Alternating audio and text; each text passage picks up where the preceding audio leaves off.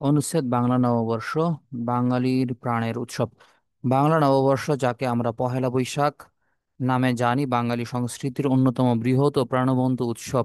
এটি বাংলা বছরের প্রথম দিন, যা প্রতি বছর 14 এপ্রিল পালন করা হয়।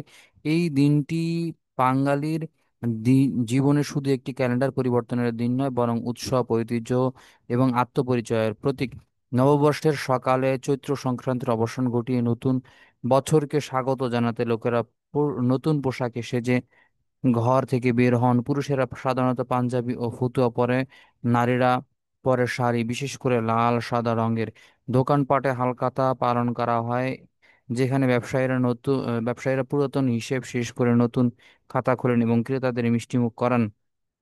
এই দিনে দেশব্যাপী মেলা, সাংস্কৃতিক অনুষ্ঠান এবং বাঙালি খাবারের বিশেষ আয়োজন হয়ে থাকে। ঢাকার রমনা পার্কে মঙ্গল শোভাযাত্রা একটি উল্লেখযোগ্য অনুষ্ঠান, যা ইউনেস্কো কর্তৃক বিশ্ব ঐতিহ্য হিসেবে স্বীকৃত। এতে নানা রঙের মুখোশ, ব্যানার ও শিল্পকর্ম প্রদর্শনের মাধ্যমে অসুর বিনাশ, মানবতা ও শুভ শক্তির বার্তা ছড়ানো হয়। বাংলা নববর্ষ মানে ঐতিহ্যবাহী খাবারের স্বাদ, পান্তা ভাত, ইলিশ মাছ, চাটনি, পায়েস ও মিষ্টান্ন, সবকিছুই নতুন বছরকে উদযাপন করার অংশ।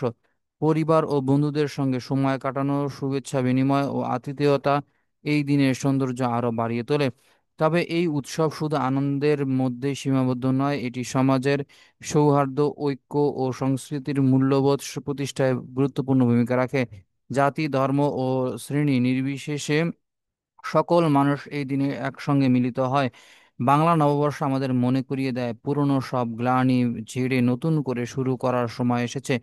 শুভ নববর্ষ বলার মধ্যে থাকে এক নতুন আশার আলো, যা বাঙালির হৃদয়ে চিরন্তন।